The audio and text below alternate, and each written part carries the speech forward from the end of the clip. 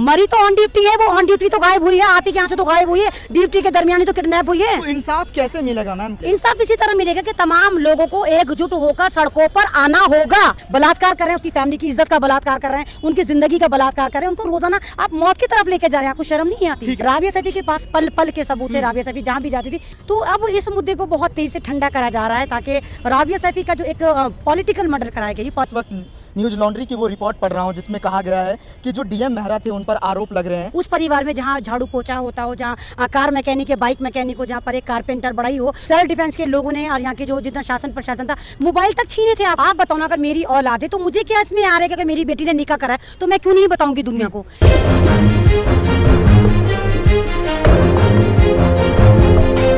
Rabia case में आज 47 दिन हो चुका है, लेकिन आज भी परिवार वाले इंसाफ की गुहार के लिए दर दर की ठोकरें खा रहे हैं। इसी मुद्दे पर बारीकी से समझने के लिए अभी क्या कुछ हुआ है, हमारे साथ एमन रिजवी है जो हर मुद्दे पर बोलती हुई नज़र आती है, मुखर होकर आवाज़ उठाती हुई नज़र आती है। चाहे वो किसान आंदोलन हो, बहुजनों पर अत्याचार हो, मुस्लिमों पर अत्याचार हो, चाहे वो SC ST OBC जितने भी लोग होते हैं, सभी के लिए वो आवाज़ उठाती हुई नज़र आती है। वो चेहरा आज हमारे साथ मौजूद है। बहुत बहुत शुक्रिया नेशनल इंडिया न्यूज़ से बात करने के लिए। शुक्रिया सद्दाम।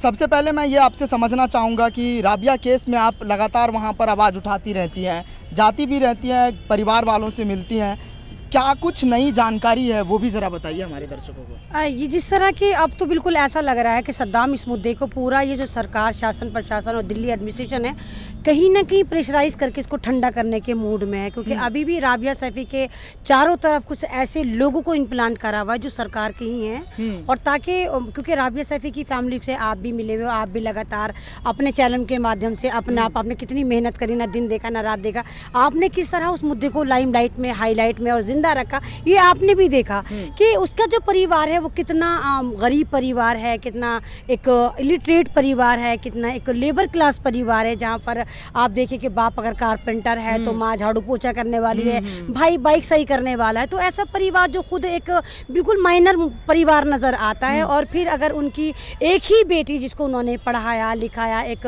उच्च अपने लिहाज से तो उनके लिए एक उच्च पद था कि भाई उस परिवार में जहाँ झाड़ू पोछा होता हो, जहाँ कार मैकेनिक या बाइक मैकेनिक हो, जहाँ पर एक कारपेंटर बड़ा ही हो, वहाँ पर अगर कोई लड़की सेल्फ डिफेंस तक पहुँचती तो उनके लिए एक बहुत उच्च पद था उस खानदान के लिए। और उस लड़की के साथ जितनी हैवानियत करी गई, या उसको कहिए कि वो एक जो एक इंसाफ की तलाश में जो एक दिल्ली को एक आला मकाम पर लेके जाना चाहती थी, दिल्ली की बेटियों के साथ चलना चाहती थी राबिया सैफी, उसके साथ कितनी हैवानियत करी गई वो आपने अपने चैनल के माध्यम से भी दिखाया, आपने सब जगह देखा भी और आपने बिल्कुल लाइव जाकर भी देखा। तो इस आवाज़ को अब 47 दिन से ज़्यादा हो गए हैं और अब इसको सरकार किसी ना किसी तरह ठंडा करना चाहती है। और उसके लिए सबसे ज़्यादा इजी टारगेट ये कि आप उसकी फैमिली से एक फाइनेंशियल क्राइसिस में उसको मुब्तला कर दें। उनका जो एक फैमिली क्राइसिस है वो बहुत ख़तरनाक है। उनके पास अब आज की करंट डेट में 60,000 का उनके ऊपर कर्ज हो चुका है, मकान उनका किराए पे है। जाहिर सी बात है जिसकी बेटी के साथ हैवानियत हुई वो कहाँ कारपेंटरी का काम कर पाएगा। एक मीन मेखी का काम होता है जहाँ दिमाग लगाया जाता है। जब आप फर्नीचर बनाते हैं तो दुक्कन में तो बनाते नहीं, कोई आप ठेला लगा कर, वहाँ दिमाग लगाया जाता है। तो जब वो दिमाग लगाते हैं तो उन्हें कहीं ना कहीं अपनी बेटी नज़र आ जाती है जो हंसती मुस्कुराती सुबह में जाती थी और हंसती मुस्कुराती शाम में आके अपने बाप को तमाम वो अपडेट देती थी। तो अब इस मुद्दे को बहुत तेज़ी से ठंडा करा जा रहा है ताकि राबिया सैफी का जो एक पॉलिटिकल मर्डर कराया गया, ये पॉलिटिकल मर्डर था, क्योंकि अगर राबिया सैफी का मर्डर न कराते तो आप यकीन करिए कि दिल्ली की सत्ता चली जाती। जो एक बहुत ख़तरनाक स्कैम था, एक घोटाला था, राबिया सैफी के पास पल पल के सबूत थे। राबिया सैफी जहाँ भी जाती थी वीडियो बना लेती थी। राबिया सैफी को कहीं ना कहीं ये शक था कि यहाँ पर कुछ ना कुछ लोचा हो रहा है, जो पैसा कलेक्ट होता है ये सरकारी खजाने में नहीं जा रहा है, ये SDM के पास ही रहता है, वहीं की सेफों में भरा जा रहा है। राबिया सैफी को ये भी पता चल गया था ये जो 2-2 हज़ार की पर्चियाँ गरीबों की काटी जा रही हैं। 2 रुपये का मास्क नहीं आता सद्दाम, ये आपको भी पता है। गरीबों को किस तरह टॉर्चर करा गया दिल्ली में, आप देखिए कि किस तरह सेल्फ डिफेंस के लोगों ने और यहाँ के जो जितना शासन प्रशासन था मोबाइल तक छीने थे, आप भी गवाह होंगे, मोबाइल छीने, वॉलेट छीन लिया, उनको टॉर्चर करा, मारा सिर्फ एक 2 रुपये के मास्क पर।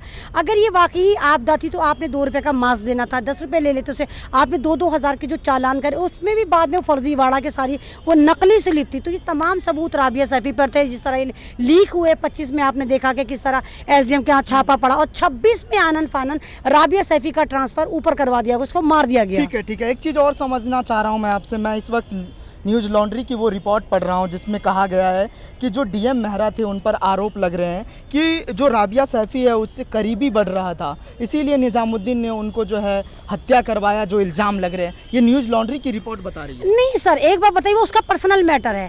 मतलब अगर एसडीएम अव्वल बात तो वो नाजिम की बीवी ही नहीं है, उसके फैमिली मना कर रहे हैं। आप बताओ ना, अगर मेरी औलाद है तो मुझे क्या इसमें आ रहा है कि अगर मेरी बेटी ने निकाह करा है तो मैं क्यों नहीं बताऊंगी दुनिया को?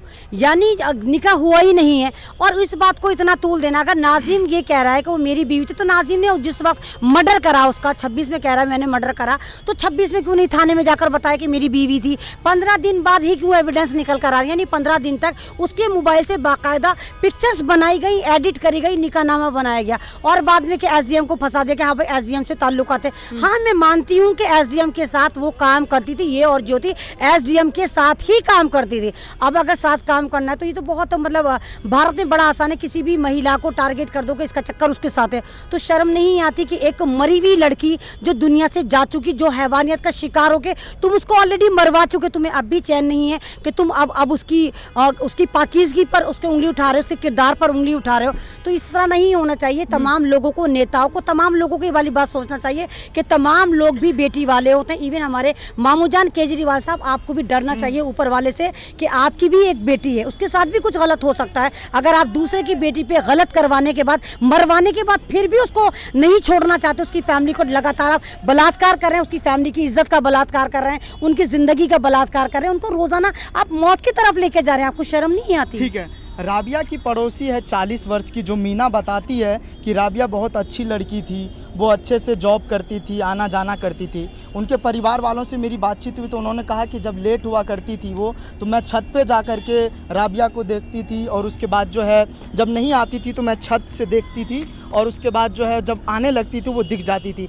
आपको क्या लग रहा है इस मामले में, कहाँ पेच फंस रहा है, कहाँ झोल लग रहा है? प्रशासन की चूक माना जाए या जो सरकार है उसकी कहीं ना कहीं एक जवाबदेही और जिम्मेदारी किसकी होनी चाहिए? प्रशासन की चूक नहीं है, हांडी प्रशासन ने ही तैयार करी है। ये क्रिमिनलों का जो हलीम बनाया है, तमाम शासन प्रशासन ने ही बनाया है। आप मीना जी की बात कर रहे हैं, आप अगर वहाँ पे देखिए शिवांगी जी हैं, शिवानी जी हैं, वो भी है, तमाम उसका समुदाय है, वो जो गली में उसकी दोस्ती है, तमाम लोग वो ये कह रहे हैं कि राबिया हमसे मिलकर जाती थी और आते हुए भी हमसे मिलती थी, या फ़ोन पे बात करती थी, या वीडियो कॉल करती थी। अगर एक लड़की अय्याश होती तो आप बताइए कि जिस वक्त 26 तारीख में राबिया सैफी ने 7:15 बजे अपनी माँ को कॉल करी थी और माँ वॉशरूम में थी, नहीं उठाया, जब माँ ने कॉल बैक करा तो मोबाइल ऑफ था। कोई अगर कैरेक्टर लेस लड़की है तो 7:15 7:30 बजे घर वापस कैसे आएगी? वो तो अय्याशियाँ करके आए ना आए उसकी मर्जी, वो रात को भी आए ना आए उसकी मर्जी। जो लड़की 9 बजे जाकर ठीक 7:30 बजे अपने घर की तरफ चली जाती थी तो वो कितनी सही थी, और इस बीच वो ड्यूटी में रहती थी। तो ये तमाम का तमाम ये गुमराह करा जा रहा है, मुद्दों से भटकाया जा रहा है। और मैं तो ये कहती हूँ कि सबसे पहले सीसीटीवी खंगाले जाने चाहिए एसडीएम के ऑफिस के, जहाँ पर वो जॉब कर, वो नजर नहीं आ रहे, कोई वीडियो नजर नहीं आ रही। और दूसरी बात, आप जिस तरह इल्जाम लगा रहे हैं, आप ही बताओ ना, क्या सेल्फ डिफेंस का कोई चिड़िया का बच्चा भी राबिया सैफी के घर गया? चलो तुम्हारी थ्योरी पे हमने यकीन कर लिया कि राबिया सैफी का निकाह हुआ था। अगर राबिया सैफी का शौहर राबिया सैफी को बर्बरता से मार देता है तो क्या सेल्फ डिफेंस वाले उसके घर नहीं जाएंगे? जाएंगे नहीं जाएंगे श्रद्धांजलि देने के? भाई तुम्हारी बेटी मर गई, क्या मामू जान की पार्टी नहीं जाएगी कि सेल्फ डिफेंस से मर गई? और अगर ऑन ड्यूटी मारा तो क्या केजरीवाल उसको 1 करोड़ नहीं देंगे? मरी तो ऑन ड्यूटी है, वो ऑन ड्यूटी तो गायब हुई है, आप ही के यहाँ से तो गायब हुई है, ड्यूटी के दरमियान ही तो किडनैप हुई है। तो इंसाफ कैसे मिलेगा मैम? कैसे इन चीज़ों को निपटारा किया जाएगा? कैसे परिवार वालों को इंसाफ मिलेगा? इंसाफ इसी तरह मिलेगा कि तमाम लोगों को एकजुट होकर सड़कों पर आना होगा कि ये बेटियां हमारी हैं। आज बेटियों पे बात आई, कल बेटों पे बात आएगी, परसों माओ पे बात आएगी, तो आती ही रहेगी, एक एक करके टारगेट करते रहेंगे। क्योंकि सबसे आसान इस वक्त बेटियां होती हैं जो सिनफे नाजुक कहलाती हैं, एक जीनत रहमत कहलाती हैं, तो उनको बहुत आराम से फूलों को मसल देते हैं। और इनको पता होता है कि अगर हमने किसी की बेटी के साथ सामूहिक बलात्कार या बलात्कार किया तो फैमिली जो है वो डर की वजह से, इज्जत की वजह से चुपचाप बैठ जाएगी। जो इस केस में वकील है महमूद प्राचा सर, वो कह रहे हैं कि तभी इंसाफ मिल पाएगा जब लोगों को एहतिजाज करने की ज़रूरत है। आप इस बात को किस तरह से ले रहे हैं? ये वाली बात तो सही है कि लगातार अगर प्रोटेस्ट होंगे तो वो लड़की दिखेगी, वो एक मुद्दा दिखेगा, क्योंकि भारत के जो लोग हैं इनके दिमाग में बहुत अजीब सा भूलने की बीमारी है। ये 3 दिन से ज़्यादा किसी भी हादसे को नहीं रखते। तो लगातार जब हम इनको बताते रहेंगे राबिया सैफी राबिया सैफी राबिया सैफी, तो इनको याद रहेगा हाँ हाँ राबिया सैफी के साथ कुछ हुआ, और इस बीच में अगर कोई और मामला होता है उसको भी हाईलाइट करना चाहिए। तो ये हमारी ही जनता की कमज़ोरी है, भारत के लोगों की कमज़ोरी है। एक तो हमें अपने संविधान के बारे में नहीं पता, हमें लॉ ही नहीं पता कि भारत का संविधान हमारे लिए क्या क्या लिख चुका है। हमें कुछ नहीं पता। जो शासन प्रशासन पुलिस वाले हमें पट्टी पढ़ा देते हैं या हमें मार पीट के भगा देते हैं, हम उस बात पर यकीन कर लेते। तो सबसे पहले हमें एक अवेयर कैंप भी लगाना होगा कि हमारी बेटियों की सुरक्षा के लिए हमारा संविधान कौन कौन सी एक दिफाई बनाकर बैठा है, कौन कौन से एक्ट हैं और क्या क्या कार्रवाई हो सकती है, हम किन किन एक्ट में उन आरोपियों को फांस सकते हैं। इन तमाम चीज़ों को से भी अवगत कराना होगा। और लगातार जैसे आप जैसे लोग इस मामले को, इस दुर्घटना को दिखाकर अपना जो एक कीमती वक्त दे रहे हैं, तो उन आप तमाम लोगों को इन चैनलों की भी विजिट करनी होगी कि भाई देखो ये चैनल आखिर में कर क्या रहे हैं। चलिए, बहुत शुक्रिया हमसे बात करने के लिए। तो ये हमारे साथ ऐमन रिजवी थी, जिन्होंने सभी सवालों के जवाब बारीकी अंदाज में दिए, जिनका साफ तौर पे कहना है कि इस इंसाफ में, इस केस में, माफ़ कीजिएगा, इस केस में इंसाफ तभी मिलेगा जब लोग सड़क पर उतरकर विरोध प्रदर्शन करेंगे। वीडियो अगर आपको पसंद आया हो तो इसे लाइक करें, कमेंट करें, शेयर करें और हाँ, हमारे चैनल को सब्सक्राइब करना ना भूलें, ताकि देश विदेश से जुड़ी खबरें आप मिस ना करें, क्योंकि कोरोना काल में 2 गज दूरी, मास्क है जरूरी। नमस्कार।